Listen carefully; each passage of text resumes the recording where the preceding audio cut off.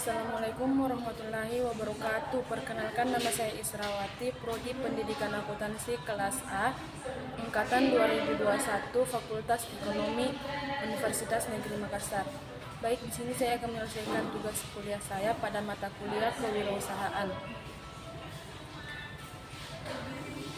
Di mana pada tugas ini kami disuruh memaparkan materi yang terdapat pada tugas pertemuan 14 yang telah dikerjakan. Langsung saja saya memaparkan materi tersebut, yaitu bagian A, bagaimana perusahaan melakukan proses pemilihan karyawan yang sesuai dengan spesifikasi pekerjaan. Untuk menciptakan sumber daya manusia yang profesional, kunci utama terletak pada proses rekrutmen, seleksi, pelatihan, dan pengembangan calon pegawai. Tidak mudah menemukan karyawan yang profesional dan berkualitas tinggi. Perusahaan wajib menyaring karyawan baru. Oleh karena itu, diperlukan proses rekrutmen karyawan untuk menyaring pelamar yang ingin bergabung dengan perusahaan. Dalam sebuah perusahaan, proses rekrutmen merupakan salah satu proses penting untuk menentukan kelayakan pelamar. Perusahaan harus melakukan banyak proses saat merekrutmen karyawan dalam jumlah besar sesuai kebutuhan. Tujuan rekrutmen adalah untuk menyediakan sekelompok calon karyawan yang berkualitas sejalan dengan strategi, wawasan, dan nilai perusahaan untuk membantu mengurangi kemungkinan keluarnya karyawan. Selain itu, proses rekrutmen dikoordinasikan melalui program seleksi dan pelatihan dan memenuhi tanggung jawab perusahaan untuk menciptakan peluang kerja. Adapun langkah-langkah yang dilakukan perusahaan dalam melakukan proses rekrutmen yaitu 1. Menganalisis kebutuhan posisi. Perusahaan harus menentukan terlebih dahulu kebutuhan rekrutmen karyawan baru. Jika karyawan lama tidak dapat segera mendapatkan bantuan, beban kerja yang meningkat akan menurunkan kinerja. Alasan lain yang mungkin untuk kebutuhan rekrutmen adalah pembukaan departemen baru atau transfer posisi.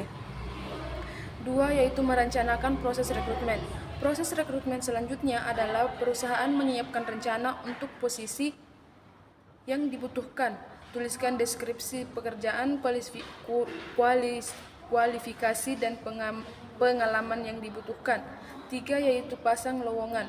Tim pengembangan sumber daya manusia dapat mempublikasikan pengumuman internet tentang lowongan kerja baru untuk mendapatkan lowongan kerja dari sumber daya manusia yang ada.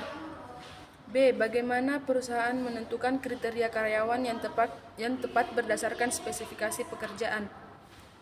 Untuk meningkatkan kualitas karyawan, biasanya karyawan baru diberitahukan mengenai usaha. Dalam hal ini pelatihan, produksi, resep, dan lain-lain.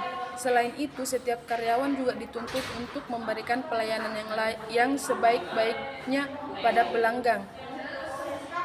Ada beberapa cara perusahaan menentukan kriteria karyawan yang tepat berdasarkan spesifikasi pekerjaan, yaitu pertama, memilih karyawan yang mudah beradaptasi dengan lingkungan baru. Tidak semua orang bisa dengan mudah beradaptasi dengan lingkungan baru. Lingkungan baru menuntut kita untuk menyesuaikan diri dengan budaya kerja yang sudah ada. Di sisi lain, perusahaan tidak bisa terus-menerus menunggu karyawan untuk beradaptasi. Ketika mereka memperkerjakan karyawan baru, artinya perusahaan memiliki ekspektasi agar karyawan tersebut dapat memenuhi target yang diberikan. 2. Yaitu jujur. Kriteria karyawan terbaik yang tak kalah penting adalah kejujuran. Contohnya, jangan takut untuk mengakui kesalahan. Sikap jujur lain yang bisa diterapkan di kantor adalah tidak menyalahgunakan fasilitas yang diberikan kantor, apalagi berbohong untuk kepentingan pribadi. 3. Bertanggung jawab atas pekerjaan.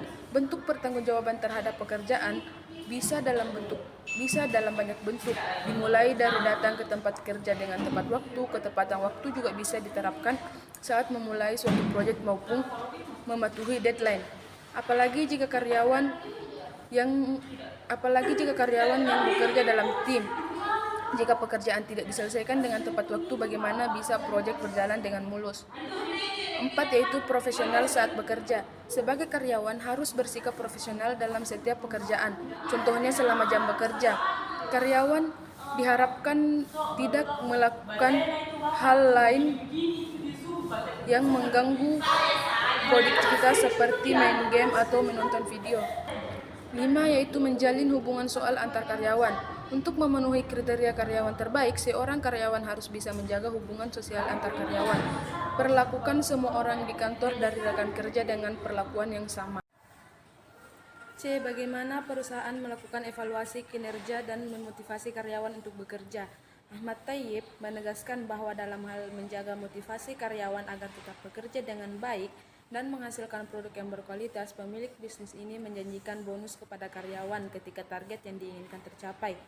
Juga diadakan kegiatan untuk meningkatkan semangat karyawan, misalnya turnamen futsal, yang dikerjakan sebagian besar karyawan laki-laki. Untuk meninjau kinerja karyawan, pemilik bisnis biasanya melakukan evaluasi, baik itu evaluasi produk maupun pelayanan dan kinerja karyawan. Itulah materi yang dapat saya paparkan. Lebih dan kurangnya mohon dimaafkan. Saya akhiri dengan ucapan wabillahi taufik wal hidayah. Wassalamualaikum warahmatullahi wabarakatuh.